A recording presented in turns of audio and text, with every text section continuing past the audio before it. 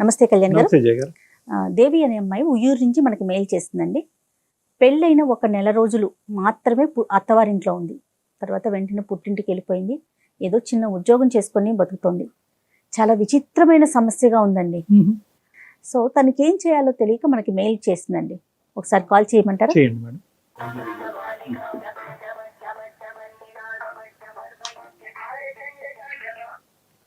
Hello hello, దేవి గారండి, నేను జయానండి, అందమైన జీవితం ప్రోగ్రామ్ నుంచి కాల్ చేస్తున్నాను. నమస్తే మేడం. నమస్తే దేవి. నమస్తే అండి. మీరు మెయిల్ చేశారు, డాక్టర్ గారితో మాట్లాడాను, డిస్కస్ చేశాను మీ విషయం. మరి మీరు కూడా ఒకసారి మాట్లాడతారా? నాతో పాటు డాక్టర్ గారు కూడా స్టూడియోలో ఉన్నారు. మాట్లాడతాను మేడం. ఎస్, దేవి అండి, ఉయ్యూరు నుంచి. దేవి నమస్తే అమ్మా. నమస్తే సార్. ఎంతమ్మా వయసు? సార్ నా వయసు 23 సంవత్సరాలు సార్. ఏంటమ్మా ఏ మ్యాటర్ గురించి మాట్లాడడానికి చేశారు? నాకు చిన్నప్పటి నుంచి పేరెంట్స్ లేరు. చిన్నప్పుడు చనిపోయారు. 10 ఇయర్స్ ఏజ్ ఉన్నప్పుడే. అయితే మా మేనత్త గారు నన్ను డిగ్రీ వరకు చదివించారు సార్ కష్టపడి. చుట్టాలందరూ కూడా మమ్మల్ని చాలా బాగా చూడలేదు. ఇంకా నాన్నగారు అమ్మగారు చనిపోయాక ఇంకా ఆమె దగ్గరికి తీసుకుని మమ్మల్ని చూశారు. అన్నదమ్ములు ఎవరు లేరు? అక్క చెల్లి గాని? నేను ఒక్కదాన్నే సార్. ఒక్కదాన్ని. అమ్మ వాళ్ళు. అవును సార్. ఏ వయసు నుంచి మేనత్ దగ్గర ఉన్నావమ్మా? సార్ నేను 12-13 సంవత్సరాల దగ్గర నుంచి ఉన్నాను సార్. అప్పుడు ఇద్దరు అమ్మగారు నాన్నగారు కూడా చనిపోయారు సార్. చెప్పమ్మా దేవి. చెప్పమ్మా. అయితే మా మేనత్త గారు ఒక సంబంధం చూసి పెళ్లి చేశారు సార్. అంటే మా ఇంటికి వచ్చి మరి నన్ను చూసుకుని కావాలి, ఈ అమ్మాయి కావాలని చెప్పి ఒక 1 మంత్ 2 మంత్స్ వరకు తిరిగి నన్నే కావాలని కోరుకుని వాళ్ళు చేసుకున్నారు సార్ మ్యారేజ్. ఓకే అమ్మా. కట్నం కూడా ఏం తీసుకోలేదు. వాళ్ళు కొంచెం బాగా రిచ్ పీపుల్. బాగా అంటే కొంచెం బాగా ఫైనాన్షియల్ మొత్తం కంప్లీట్ సెటిల్డ్. ఓకే. నువ్వేం చదువుకున్నావమ్మా?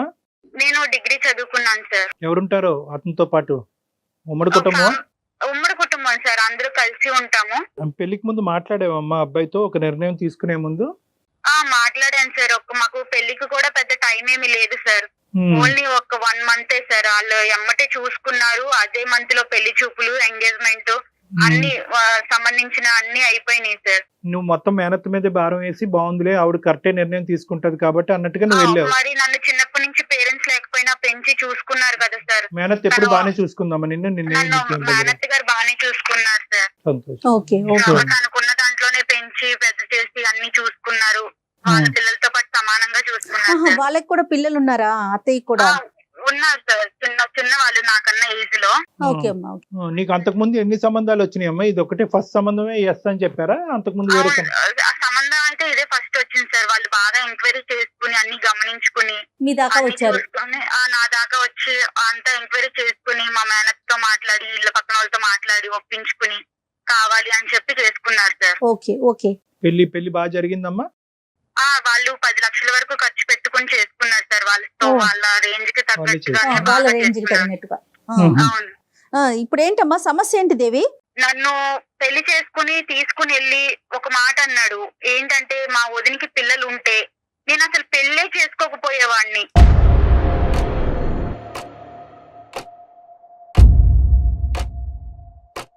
వదినికి పిల్లలు ఉంటే నన్ను చేసుకోకపోవడం ఏంటి, నాకెందుకు ఇట్లా మాట్లాడాడు ఈయన అని చెప్పేసి నేను కొంచెం లోపల చాలా బాధపడ్డాను మేడం. ఆ తర్వాత ఈవిడ ఏమన్నారంటే, నాకు ఎక్కడ ఈయన అన్న ముందు కన్నా నాకు ఎక్కడ అనుమానం కలిగిందంటే, మా ఫస్ట్ నైట్ అప్పుడు అంటే అక్క, మా బావగారి వైఫ్, మా హస్బెండ్ వదిన కాల్ చేసి ఈవినింగ్ టైము వీళ్ళు ఫస్ట్ నైట్ కి మా ఇంటికి వస్తారు అన్న టైంలో కాల్ చేసి వీళ్ళిద్దరు, ఈమె ఎలా చెప్పిందంటే, మీ హస్బెండ్ మరిది గారు నీతో ఇలా ఉంటాడమ్మా చెల్లి, నిన్ను ఇలా చేస్తారు, ఇట్లా ఉంటారని ఆమె ఎట్లా చెప్తుందంటే కంప్లీట్ లైవ్ ఒక ఎక్స్పీరియన్స్ చేస్తే మనం ఎలా ఒకరికి ఓపెన్ గా చెప్తామో అంతలా చెప్పింది సార్.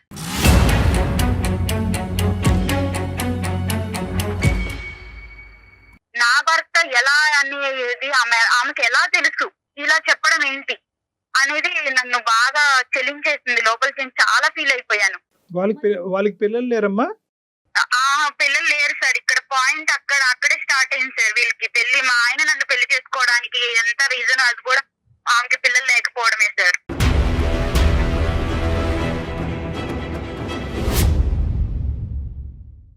వీళ్ళకి మా బావగారు వాళ్ళకి పెళ్లి అయ్యి 6 సంవత్సరాలు అయింది సార్. 6 సంవత్సరాలు అయింది. పిల్లలు అస్సలు లేరు. చాలా మందులు వాడారు, చాలా పెద్ద పెద్ద హాస్పిటల్స్ కి వీళ్ళకి ఉన్న డబ్బులు మొత్తం చాలా వరకు దానికే ఖర్చు పెట్టారు. అయితే 6 సంవత్సరాల వరకు పిల్లలు లేరు. తర్వాత వీళ్ళు అంతా ఫ్యామిలీ అంతా ఒకటే సార్. ఎట్లా అంటే ఇలా పేదింటి అమ్మాయిని చేసుకుని, ఇలా తల్లిదండ్రులు లేని వాళ్ళని చేసుకుని ఇట్లాంటి ప్లాన్లు వేసి ఇలా ఒక క్రైమ్ లాగా చేస్తారు సార్ లైఫ్ ని. కానీ నాకు తెలియక అడుగుతానమ్మా, ఇది అసలు మీ భర్త ఏదైతే ఒక ఎజెండాతో నిన్ను పెళ్లి చేసుకున్నాడో ఆ ఎజెండా సీక్రెట్ గానే కంటిన్యూ చేయొచ్చు కదా. నీ ఎదురుగుంటా కూర్చుని మా వదినకి పిల్లలు ఉంటే కనుక నిన్ను చేసుకుని ఉండేవాడిని కాదు అనే మాట నీకు డిక్లేర్ చేయవలసిన అవసరం ఏముంది? అదే నాకు అర్థం కాలేదు సార్. ప్రతిసారి ఆవిడ కూడా మా ఇద్దరు మాట్లాడుకున్నప్పుడు మధ్యలో రావడం, మేము గదిలో కలిసి ఉన్నప్పుడు వచ్చి డోర్లు తీయడం, ఇట్లాంటివన్నీ చేసింది. ఇవన్నీ కూడా నాకు చిన్న చిన్న అనుమానాలను కలిగించినాయి. అయితే ఒక రోజు నేను చూడకూడని చూశాను సార్. వాళ్ళిద్దరు రూమ్ లో, వాళ్ళ బెడ్రూమ్ లో, మా బావగారు వాళ్ళ బెడ్రూమ్ లో మా హస్బెండ్ వాళ్ళ వదిన ఉండడం నేను కళ్ళతో చూశాను సార్. అది ఎలా అంటే ఒక చెప్పకూడని పీక్ టైం సార్. అది అసలు టూ మచ్. అది నేను తట్టుకోలేకపోయాను సార్. అది నా భర్త వేరే వాళ్ళతో ఉండడం అనేది నేను అసలు యాక్సెప్ట్ చేయలేకపోయాను. అది కూడా సొంత వదిన. అమ్మ తర్వాత అమ్మ ఎవరైనా ఉన్నారంటే వదిన కదా సార్. మీ బావగారికి ఎంతవరకు తెలిసి వ్యవహారం అతనికి పూర్తిగా తెలుసా? ఇంట్లో అందరికీ తెలుసు సార్. అందరికీ తెలుసా? గారికి, అత్తయ్య గారికి, బావ గారికి అందరికీ తెలుసు సార్.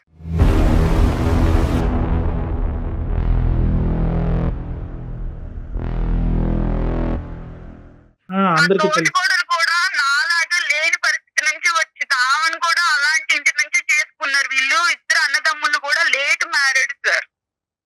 మా సరే, బావగారికేమో 40 ఏళ్ళకి పెళ్లి చేశారు, మా ఆయనకేమో 38 ఏళ్ళకి పెళ్లి చేశారు, నాకేమో 23 సంవత్సరాలు. ఎంత గ్యాప్ చూడండి సార్. అయినా సరే నాకు పెళ్లికి ముందు చెప్పలేదు సార్ వీళ్ళు ఇవేమి. తర్వాత చెప్పారు. చెప్తే నువ్వు ఎందుకు చేసుకుంటావు గానమ్మా? వీళ్ళందరూ ఏంటంటే అలాంటి బకరాలను ఎదుర్కొని ఎవరైతే కనుక దిగు స్థాయి దిక్కు లేనటువంటి వాళ్ళు ఉంటారో, ఎదురు దాడి చేయరు, ఎటువంటి ప్రశ్న అడగరు, ఒక మూలన పడి ఉంటారు. అయినా కానీ నిన్ను చేసుకోవటం ఎందుకమ్మా? ఇప్పుడు అంటే పెళ్లి అనే ఇప్పుడు వాళ్ళ వదినతో నిజంగా ఆ వ్యవహారం నడిపిస్తే కనుక ఆ ట్రయాంగిల్ లవ్ స్టోరీ అలాగే కంటిన్యూ అవనియండి. మధ్యలో నిన్నెందుకు తీసుకొచ్చారంటే ఎందుకు బలి చేశారు అసలు?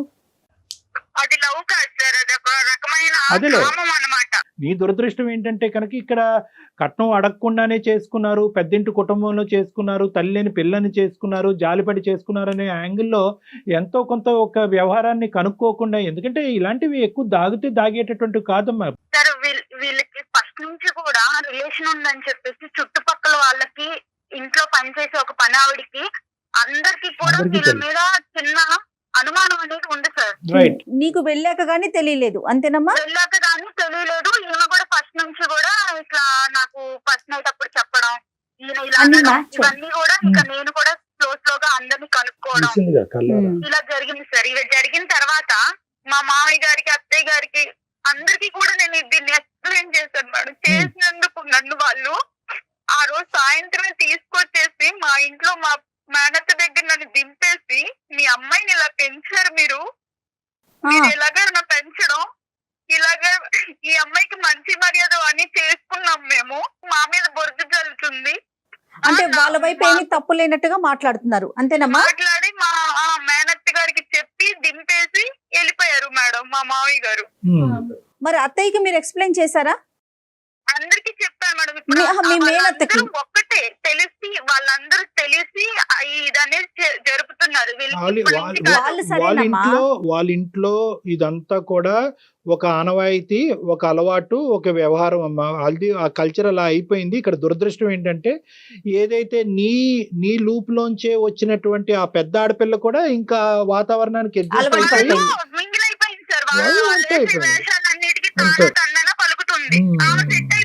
మీ మేనత్త కూడా నిన్ను అర్థం చేసుకోలేదా? ఆవిడేమంటారు? చేసుకున్నావు అక్కడ, అందుకే వాళ్ళు తీసుకొచ్చి దింపారు. ఏం జరిగిందో చెప్పంటే ఇదిగా నాకు చెప్పాను. అయినా కూడా అలా ఎలా చేస్తారు అంటే వీళ్ళని ఎలా నమ్మించేశారు వాళ్ళు. నమ్మట్లా. సో నువ్వేదో ఇక్కడ కావాలని నాటకం ఆడి నీ జీవితాన్ని నువ్వు పాడు చేసుకుంటున్నావు అనేటటువంటి ఆలోచన మా అందరికీ కూడా ఇక్కడ ఏ కోసాన కూడా మాకు లేదు. ఏమన్నా మాట్లాడదామా కళ్యాణ్ గారు? సార్ నేను ఏంటంటే ఇప్పుడు నా జీవితం అనేది పెద్ద క్వశ్చన్ మార్క్ లో దానికి సమాధానం వెతుక్కోలేకపోతున్నాను. ఎంతకాలం అక్కడ కలిసి ఉన్నావమ్మా? ఎంతకాలం ఆ కుటుంబంలో ఉన్నావు? నేను ఒక 20 రోజులు 22 రోజులు అట్లాగే కలిసి ఉన్నాను సార్. నెల లోపే సార్. ఈ 2 years పాటు, ఈ 2.5 years పాటు మీ ఇద్దరి మధ్యన కమ్యూనికేషన్, మెసేజెస్, అతను మీ ఇంటికి రావటం నెంబర్లన్నీ బ్లాక్ చేసేసారు. నేను అక్కడి నుంచి వచ్చాక కూడా నేను కాల్ చేస్తున్నానని చెప్పేసి నా నెంబర్ బ్లాక్ చేసేసారు సార్. వాళ్ళ ఇంట్లో వాళ్ళకి చేస్తే మా అబ్బాయికి ఫోన్ చెయ్యొద్దు, మా అబ్బాయితో మాట్లాడొద్దు, ఏదన్నా ఉంటే నువ్వు పెద్దోళ్ళని తీసుకొచ్చుకో, మాట్లాడుకో, నువ్వేమి ఇట్లా కాల్ చేసినంత మాత్రానే నీకు ప్రేమ ఉందని మేమేం కరిగిపోము, నువ్వు పెద్ద మాట్లాడాల్సిన మాటలు మాట్లాడి నిందలేసి వెళ్ళిపోయావు. అసలు నువ్వేం ఎక్స్పెక్ట్ చేస్తున్నావమ్మా? ఇప్పుడు ఏం లేదు మేడం, అటు నాకు డైవర్స్ ఇవ్వట్లేదు, ఇటు నన్ను తీసుకువెళ్ళట్లేదు. ఈ పెద్ద మనుషులు తీసుకెళ్ళి మాట్లాడినా కూడా అది ఉపయోగం లేకుండా పోయింది. వాళ్ళకున్న ఇన్ఫ్లుయెన్స్ తో ఏమేమో మాట్లాడి మమ్మల్ని మ్యానిపులేట్ చేసేసారు. ఇక్కడ నాకు ఎటు క్వశ్చన్ లేక నేను మా మేనత్త గారు కూడా యూర్ ఓపెన్ టు ఆల్ కదా. అంటే ఒకటే నేను అడిగేది ఏంటంటే, యూర్ ఓపెన్ టు ఎవ్రీథింగ్ కదా. డైవర్స్ అయినా మళ్ళీ కలిసి వాళ్ళు ఏదైనా మార్పు వచ్చి ప్రత్యేకమైనటువంటి స్ట్రింజెంట్ కండిషన్స్ పెట్టుకుని అక్కడ నీకేం కలిసి ఉండాలనే ప్రయత్నంతోనే నేను అందమైన జీవితానికి మెయిల్ చేశాను. కలిసి ఉండాలనే ప్రయత్నం. నేను ఆ ఇంట్లో వాళ్ళందరి మధ్యలో కలిసి అయితే ఉండలేను సార్ నా భర్తతో. ఇప్పుడు నీ భర్తని వాళ్ళు మౌల్డ్ చేసి, మాడిఫై చేసి, ఆ విధంగా ఉచ్చులోకి తీసుకెళ్లి పిల్లలకు అనేటటువంటి మెషిన్ లాగా పట్టుకెళ్లారనే ఉద్దేశమా నీకు? అంటే నీ భర్త ఇప్పటికీ నీ భర్తను నువ్వు ట్రస్ట్ చేస్తున్నావా కాబట్టి భర్త బయటకు వస్తే కాపురం చేస్తానని అంటున్నావా? అవును సార్, అవును సార్. ఆ కుటుంబంలో వ్యక్తే కదా నీ భర్త కూడా. నువ్వు కుటుంబాన్ని వేరు చేయండి, నా భర్తను తీసుకురండి అంటున్నావు. నేను ఒక జాబ్ తీసుకుంటూ జాబ్ లో కూడా నాకు ఎన్ని అనుభవాలు ఎదురవుతున్నాయి సార్. ఒక పెళ్ళయ్యి అమ్మాయి పెద్ద నుంచి మళ్ళా వచ్చి జాబ్ చేసుకుంటుంది అంటే ఎంత నరకం అనిపిస్తున్నానో ఒక ఆడపిల్లగా నాకు మాత్రమే తెలుస్తారు. రాకూడదు. వీలైనంత వరకు ఆ కుటుంబం నుంచి దూరంగా ఉండేటటువంటి ప్రయత్నం గురించే మేము కూడా ఒక ఎఫర్ట్ పెడతాం అమ్మా. కాదు కూడదు అతని వ్యవహార శైలి అలాగే ఉందనుకోండి, అప్పుడైనా డైవర్స్ తీసుకుని నీ మటుకు నువ్వు బతికేటటువంటి, నీ కాలం మీద నువ్వు బ్రతికేటటువంటి ధైర్యం నీకుందా? ఉంది సార్. నేను ఇప్పుడు ప్రెజెంట్ జాబ్ ఇష్యూ తేలాలంతే నీకు. అంతేనమ్మా. అవును సార్. నా జీవితం ఎందుకు క్వశ్చన్ చేశారు, నన్ను ఇలా ఎందుకు మోసం చేశారు, ఇలా ఎంతమంది అమ్మాయిలు జరుగుతుంది. అర్థమైందమ్మా. నువ్వు అదే నేను ఇందాక చెప్తున్నాను కదా, నువ్వు అన్ని డైరెక్షన్స్ ఓపెన్ గా ఉంచితే కనుక మాకు ఈజీ అవుతుంది. లేదండి ఎలాంటి మనిషి అయినా పర్వాలేదు అతనితో పాటే నేను ఉంటాను అంటే కనుక మా ముందు కాలం బంధం వేస్తాను. నేను వెళ్తాను సార్ వేరు కాపురం. లేదు డైవర్స్ ఇస్తానన్నా నేను దేనికైనా సిద్ధంగా ఉన్నాను. నా జీవితానికి ఒక సమాధానం అనేది కావాలి. సరే నెంబర్ ఫోన్ పిక్ చేస్తున్నాడు అతను, ఇట్లా బ్లాక్ చేశాడు. బ్లాక్ చేసేసారు మేడం. ఒక పని చేయమ్మా, నాకు ఒక్కసారి నువ్వు వాట్సాప్ మెసేజ్ పెట్టు, నేనే కాల్ చేస్తాను అతనికి. అలాగే మేడం, అలాగే.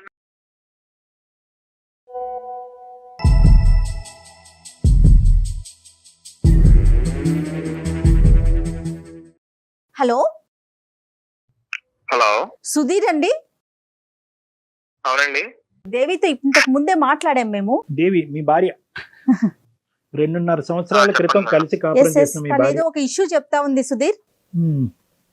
తన్ని మీరు పెళ్ళైన నెల రోజుల్లోనే పుట్టింట్లో వదిలేశారని, ఇప్పటికి 2 సంవత్సరాలు అవుతోందని, పెద్ద మనుషుల ద్వారా వచ్చినా కూడా సమస్యకి పరిష్కారం కావట్లేదు, నన్ను ఏం చేయమంటారు అని మాకు ఒక మెసేజ్ పెట్టింది. మేమే కాల్ చేశాము. సో తన ఫోన్ పిక్ చేయట్లేదని నేనే మీకు కాల్ చేయటం జరిగింది సుధీర్. అసలు ఏం జరిగింది ఏంటి అసలు నేను ఎందుకు ఎక్స్ప్లెయిన్ చేయాలి మేడం? అంటే నేను ఎందుకు చెప్పాలి ఇదంతా? ఎవరు మాకా?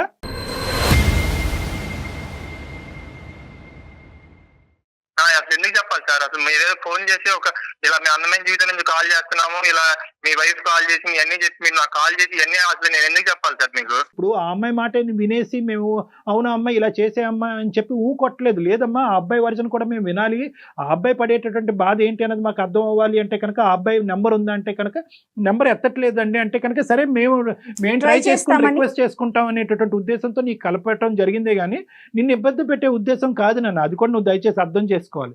మీరు ఇబ్బంది పెడుతున్నారని కాదు సార్, పెళ్ళైన కాడి నుంచి ఇబ్బంది పెడతానే ఉంటాను. ఎలాంటి ఇబ్బంది పెట్టింది? ఎవరు ఇబ్బంది పెట్టారు చెప్పండి. ఎవరిని ఇబ్బంది పెట్టారు నీకు తెలీదా? ఎవరిని ఇబ్బంది పెట్టారు నీకు తెలీదా? మీరు నన్ను ఇబ్బంది పెట్టి నన్ను కావాలి మా ఇంటి చుట్టూ తిరిగి మీరు నన్ను పెళ్లి చేసుకున్నారు. నా జీవితం నాశనం చేశారు మీరు.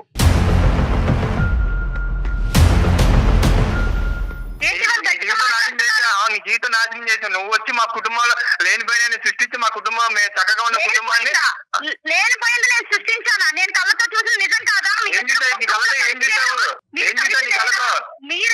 మీ వదిన మీ వదినాలు రూమ్ లో బెడ్రూమ్ లో మీరు కలిసి ఉండడం నేను చూడలేదు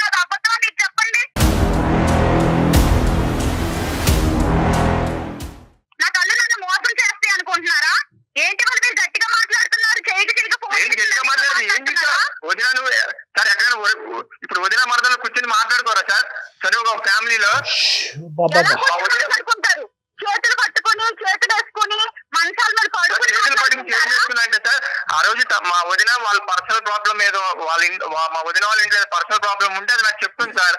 అది నువ్వు ఎవరికి చెప్పమాకని చెప్పి ప్రామిస్ తీసుకుని సార్. అది చూసుకుని తినేదో ఊహించేసుకుని డాక్టర్ గారు నేను చెప్పే అంత అబద్ధం డాక్టర్ గారు. నేను చెప్పే అబద్ధం నీకు అంటే వదిన మరదలు అంటే ఇంత చనువుగా ఉంటారని నాకు తెలియదు. మరి మీ ఇంట్లో నేను చూసేంత వరకు నేను బయట చూసాను కానీ ఇలాంటివి చూడలేదు.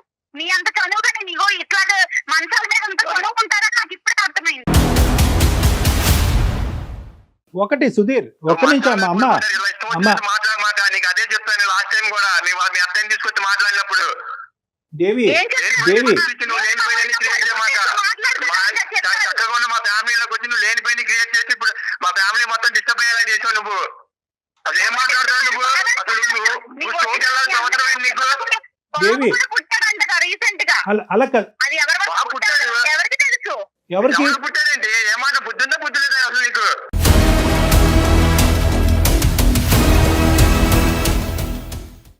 నాకు బుద్ధి బాగానే ఉంది. మీకు బుద్ధి లేని పనులు చేశారు కాబట్టి నన్ను మా ఇంటికి మీరు తీసుకొచ్చి దింపేశారు.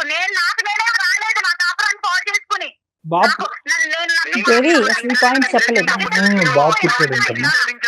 మాకేం సరదా కాదు పెళ్లి చేసుకుని తీసుకెళ్లి దించడానికి నిన్ను. సరదా కాదా? మరి నా జీవితం మీకు సరదా అయిపోయింది. అందుకే నన్ను దింపేశారు మీరు. ఒక 2 minutes ఉండండి. ఇప్పుడు నేను అడిగేటటువంటిది ఒకే ఒక పాయింట్ ఏంటంటే ఈ 16 రోజుల ఫంక్షన్ అప్పుడు మీరు ఆ విధంగా ఎందుకు చెప్పాల్సి వచ్చింది? అంటే పిల్లలు ఉండుంటే కనుక వదినకి పిల్లలు ఉండుంటే కనుక అసలు పెళ్ళి అనేది రూల్ అవుట్ చేసేసి ఉండేవాడిని అనేది ఎందుకు అన్నారు మీరు? బేసిక్ గా నాకు పెళ్లి అనే దాని మీదే నాకు ఇంట్రెస్ట్ లేదు సార్. ఓకే నేను సింగిల్ గా ఉందామనే పాయింట్ ఆఫ్ వ్యూ లోనే నేను ఫస్ట్ నుంచి ఉన్నాను సార్. ఇప్పుడు అదే మా వదినికి మా అన్నయ్యకి పిల్లలు ఉంటే ఆ పిల్లలతో నేను కొంచెం మంచిగా టైం స్పెండ్ చేసి నా లైఫ్ అలా లీడ్ చేస్తూ ఉండేవాడిని సార్. సో మా అన్నయ్యకి మా వదినికి పిల్లలు లేరు కాబట్టి ఇప్పుడు ఆ అమ్మాయి సంగతి ఆలోచించావా? అంటే నేను దిక్కు లేక ఏ పని పాటు లేక నాకు అవసరం లేకపోయినా కూడా నేను తీసుకొచ్చి ఈ బెడ్రూమ్ లో కూర్చోబెట్టాను అనే ఉద్దేశం ఆ అమ్మాయి కలుగుతుంది కదా.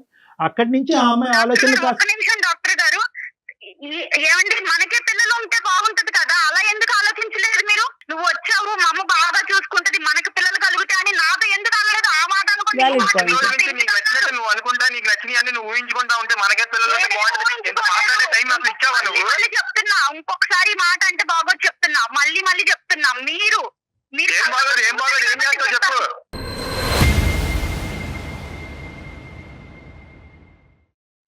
మాట్లాడితే బాగోదు అంట. నువ్వు వచ్చాక కూర్చుని ఏమంటే మీరు ఆ రోజు ఇలా అన్నారు ఎందుకు అన్నారు ఏంటి దాని ఉద్దేశం ఏంటని నువ్వు అడిగావా నన్ను? మా మేనత్తను తీసుకుని పెద్ద మనుషులు తీసుకుని నేను వచ్చాను కదా, మీరు అప్పుడేం చేశారు? అప్పుడు మాకు ఈ పిల్లొద్దు అలా వద్దు ఇలా వద్దు అని మాట్లాడారు కదా, అలా మాట్లాడుకున్నా. అవును నువ్వు ఇలా కట్టుకోవాలనుకుని ఇలా కట్టుకోవాలనుకుని కుటుంబంలో అందరి మధ్య సవాళ్ళు సృష్టిస్తావు నాకేం తెలుసు, అందుకే వద్దని చెప్పాను. సృష్టించలేదు డాక్టర్ గారు, ఇదేమి నేను క్రియేట్ చేసి మాట్లాడట్లేదు డాక్టర్ గారు. నేను చూశాను మీరు అబద్ధాలు చెప్పొద్దండి. ఒకటే ఇక్కడ ఏంటంటే ఫైనల్ గా ఒకటేనమ్మా. 3 సంవత్సరాలు చూసారంటావు ఏంటంటే మీరు మంచాల మీద పడుకోలేదా? ఎలా పడుకున్నారు? నేను పిచ్చి పిచ్చిగా మాట్లాడమని చెప్తున్నా దేవి. ఇష్టం వచ్చినట్టు సృష్టించమాట నువ్వు చెప్తున్నా.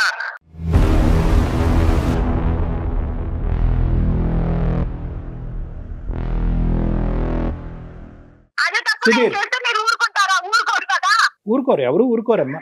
అలా కదమ్మా, ఇవన్నీ కాదు అమ్మా. ఒకటి at the end of the day నువ్వు మాకు ఈమెయిల్ పంపించడానికి ప్రధానమైనటువంటి కారణం ఏంటంటే ఇన్ని లోపాలు ఉండేటటువంటి కుటుంబంలో నా భర్త ఇవన్నీ ఉన్నా కూడా నేను చూడకూడనటువంటి సిచ్యువేషన్ నా భర్త వాళ్ళ వదినతో చూసినా కూడా ఈరోజు నా భర్త అంగీకరించి బయటకు వస్తే కనుక అతనితో పాటు నేను ఉండటానికి రెడీ అని నువ్వు అంటున్నావు. దానికి అతను రెడీయా కాదా అన్నది ఫస్ట్ అది తేల్చుకుని దాన్ని బట్టి మనం మిగతా మాటలు మాట్లాడుకోవాలి. కానీ ఇంకా ఒకరి మీద ఒకరు సుధీర్ అది కాదు. ఇప్పుడు ఆ అమ్మాయి నీకు కావాలా సుధీర్? ఆ అమ్మాయిని మీరు స్వీకరించడానికి రెడీగానే ఉన్నారా? సార్ స్వీకరించడానికి రెడీగా ఉన్నారంటే సార్ తను మళ్ళీ వచ్చిన కాడి నుంచి మళ్ళీ ఏదో స్టోరీ క్రియేట్ చేసి మళ్ళీ వెళ్ళిపోతే మళ్ళీ ఎవరు సార్ రెస్పాన్స్? లేదు ఇప్పుడు ఆ అమ్మాయి ఏంటంటే ఈ అంశాలన్నీ పక్కన పెట్టేసి మీ వదిన గారితోనూ ఇలాంటి ఇష్యూస్ ఇవన్నీ ఏం మాట్లాడకుండా మళ్ళీ ఫ్యూచర్ లో ఇవి రాకుండా పాస్ట్ తవ్వకుండా ఆ అమ్మాయి అన్ని కూడా వెనక్కి పెట్టేసి మళ్ళీ మీ జీవితంలోకి రావడానికి రెడీగానే ఉంది. ప్రొవైడెడ్ ద కండిషన్ ఏంటంటే ఆ కుటుంబం నుంచి మీరు బయటకు విడికాపురం రావాలంట. దానికి మీరు రెడీ అయినా అని అడుగుతారు. తీసుకెళ్లే ఉద్దేశం అసలు లేదు డాక్టర్ గారు. ఎందుకంటే ఆయన కోరుకున్నట్టుగా వాళ్ళ వదినకి బాబు కూడా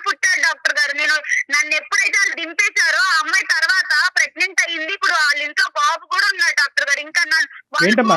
జరిగాక నన్ను ఇంకెందుకు తీసుకెళ్ళి కోరుకుని జరిగి అసలు ఏం మాట్లాడుతున్నావు? నీకు బుద్ధిందా బుద్ధి లేదా?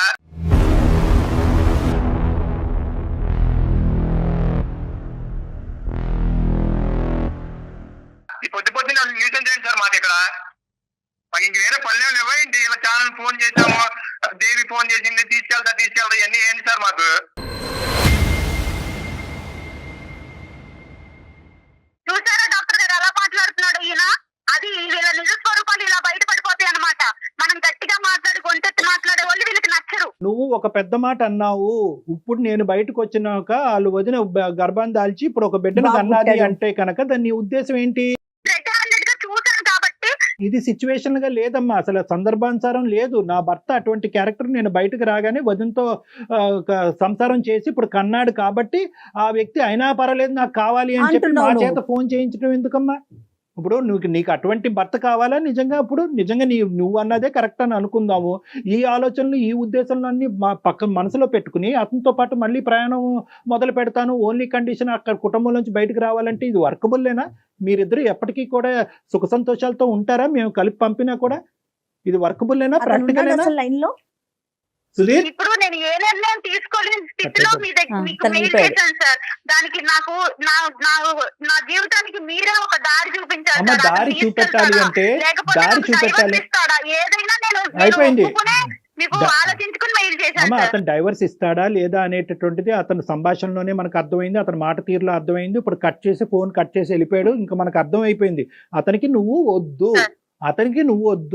అదైతే క్లియర్ కట్ గా అతను ఏంటంటే అతనికి నీవు వద్దు అనేటటువంటి మాట అతని నోటి ద్వారా అతను చెప్పకుండానే మీ ద్వారానే డైవర్స్ అప్లికేషన్ అక్కడ పంపించాలనేటటువంటి ఉద్దేశంతో వెయిటింగ్ గేమ్ ఆడుతున్నారు వాళ్ళు. ఇప్పుడు ఏంటంటేనమ్మా అక్కడ జరిగినటువంటి సంఘటన అతను ఒప్పుకోడు. ఎస్ అండి నా వదినతో నాకు ఒక ఇది ఉంది అనేటటువంటిది అతను ఒప్పుకోవట్లేదు. చూసినట్టుగా నువ్వు ఊహించుకుంటున్నావు. అదే ఇప్పుడు నువ్వు ఒప్పుకుంటే మళ్ళీ వాళ్ళకే పరువులు ఉంటాయి, మాకు ఉండవా సార్? మా జీవితాలు ఇలా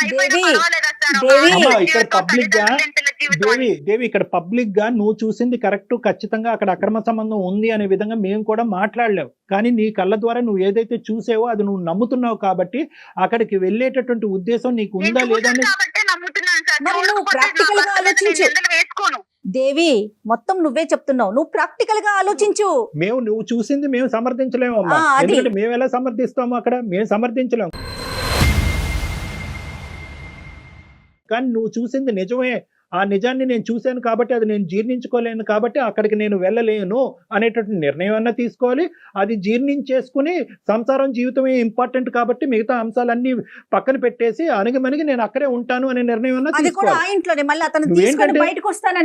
ఏంటంటే అది ఖండిస్తున్నావు, అది తప్పు అంటున్నావు, అది కరెక్ట్ కాదంటున్నావు, అది దరిద్రం అంటున్నావు. కానీ నా భర్త నాకు కావాలి, అక్కడి నుంచి బయటకు వస్తే కనుక అన్ని మర్చిపోయి కాపురం చేస్తానంటే ఈ రెండు ఎలాగ ఒక పడవలో ఎలా ప్రయాణం చేయొచ్చు? ఇవి కాదమ్మా నువ్వు చూసింది. ఇప్పుడు మీరు నా బాధ అనేది మీకు అర్థమైంది కాబట్టి నాకు అర్థమైంది. నేను ఒకే కంక్లూజన్ నేను చెప్తానమ్మా. ఇప్పుడు ఆ అబ్బాయి అయితే కనుక ఇది ఒక పేపర్ తీసి చింపేసినట్టుగా ఇది చింపేస్తున్నాడు. అదేమీ లేదు, కేవలం మా కుటుంబంలో విడదీయటానికి ఈ అమ్మాయి దాపరించింది కాబట్టి ఈ అమ్మాయిని తీసుకెళ్లి ఆ పుట్టింట్లో వదిలేయటం జరిగింది. మాకు ఇక్కడ ఎటువంటి అలాంటి బూత్ కార్యక్రమాలు ఏమి ఇక్కడ జరగట్లేదు, అటువంటి అంశాలు ఏమీ లేవు అని ఆ అబ్బాయి కళాఖండిగా చెప్పేశాడు. కాబట్టి ఆ అబ్బాయి తప్పు చేస్తున్నట్టుగా ఇలా పబ్లిక్ ఫోరం మీద మేము మాట్లాడటం అనేది కరెక్ట్ కాదు. వదినికి అతనికి ఇంకోటి ఏదో ఉంది అనేటటువంటిది ఇలా పబ్లిక్ ఫోరం మీద మాట్లాడటం కరెక్ట్ కాదు. కానీ at the end of the day okay అందు గురించి ఇక్కడ ఏంటంటే బాధితురాలు నువ్వే, జడ్జి నువ్వే. అదే నేను అంటున్నాను, బాధితురాలు నువ్వే, జడ్జి నువ్వే. నువ్వు కొద్దిగా ఓపెన్ మైండ్ సెట్ లో ఉండాలి. నువ్వు ఎంత ఇంప్రాక్టికల్ గా ఆలోచిస్తున్నావు అనే ఓపెన్ మైండ్ సెట్ తో నువ్వు ఉంటే కనుక నీ నిర్ణయం నువ్వే తీసుకోవచ్చు. ఇలాంటి వ్యవహారాలు నడిపించేటటువంటి భర్తతో పాటు నమ్మకంగా నేను ఎలాగా కాపురం చేయగలను, ఎలా నమ్మకంగా అతనితో కాపురం చేసి పిల్లలు కన్ను, ఇది ప్రాక్టికలీ ఇంపాసిబుల్. నెంబర్ 1. నెంబర్ 2 ఏంటంటే ఇక్కడ మోస్ట్ ఇంపార్టెంట్, అతనికి నీ మీద పూర్తిగా నమ్మకం పోయింది. అతను నీ మీద నమ్మకం ఏమి లేదు. ఈ అమ్మాయి ప్రేమ పోయింది, చచ్చిపోయింది. అతను ఒకటే ఉద్దేశం ఏంటంటే నేను అయిష్టంగా బలవంతంగా పెళ్లి చేసుకున్నాను. అయితే ఏంటయిందంటే కనుక కొద్దిగైనా కాంప్రమైజ్ అయ్యి నేను చెప్పేటటువంటి మాట విని నా లెక్క ప్రకారం ఉండేటటువంటి వ్యక్తిగా వచ్చి ఉంటే కనుక నేను స్వీకరించేవాడిని. వస్తూనే మా కుటుంబాలను చిచ్చిరేపి ఎదురుదాడి చేసేటటువంటి వ్యక్తిని నాకు వద్దు అని చెప్పకుండానే అతను నీకు దండం పెట్టేశాడు అతను. సో ఇటువంటి వాతావరణంలో అసలు ఎంతవరకు అసలు 0.5% అయినా కూడా ప్రాక్టికల్గా మీరిద్దరు సంసారం చేసుకుని ముందుకు వెళ్ళగలరా? No, I don't think it is practically possible. నువ్వే ప్రాక్టికల్ గా ఆలోచించట్లేదు దేవి. సారీ నేను ఇట్లా అంటున్నందుకు. నువ్వు చేయవలసింది ఏంటంటే నీకు కాపురం వద్దు, భర్త జీవితం ఏంటి మేడం? ఇప్పుడు నా జీవితం ఏమైస్తుంది? అమ్మా, డైవర్స్ ఇస్తారా? ఫస్ట్ నువ్వు లీగల్ అడ్వైస్ తీసుకో. మీ తరపు నుంచి మీరే డైవర్స్ తీసుకునేటటువంటి ప్రయత్నం చేయండి. ఒక లీగల్ నోటీస్ అనేది వాళ్ళకి పంపించండి, అన్ని సర్దుమనుగవు. నీ జాబ్ నువ్వు చేసుకో, నీ కాళ్ళ మీద నువ్వు నిలబడే ప్రయత్నం చేయి. అలాగే మేడం. ఇప్పుడు నీ క్లారిటీ వచ్చింది కాబట్టి, ఇంతవరకు నువ్వు ఒక కన్ఫ్యూజన్ లో ఉన్నావు కాబట్టి ఇప్పుడు నీ వచ్చింది సార్, ఇప్పుడు తెలిసింది వాళ్ళ నిజ స్వరూపం అనేది phone Yes, call yes, exactly. బాగా క్లియర్ గా అర్థమైంది. సో నీకు ఏ దారి అయితే నువ్వు ఎత్తుక్కుంటూ వచ్చావు మా దగ్గరికి, ఆ దారి ఇది ఉందమ్మా అని అవైలబిలిటీ అనేటటువంటిది ఒక క్లారిటీ మీకు ఇచ్చాము. నీకు ఆ కన్ఫ్యూజన్ క్లియర్ అయింది కాబట్టి ప్లీజ్ గో హెడ్ అండ్ నీ జీవితం ఏదైతే ఉందో ముందున్న జీవితాన్ని ఒక నమ్మకంతో ప్రయాణం చేయడానికి ప్రయత్నం చేయమ్మా. ఎవ్వరు మనతో తోడు రారు అమ్మా దేవి, మనకి మనమే ధైర్యంగా ఉండాలి. Okay okay madam. Right. Okay, thank Thank you, you. ma. Good luck అమ్మా, all the best. She's confused. ఆ కొంచెం కన్ఫ్యూజన్ నిదానంగా ఆలోచించుకుంటే తనకి ఒక క్లారిటీ Right. వస్తుందండి. అంతే. రైట్ కళ్యాణ్ గారు, నమస్తే.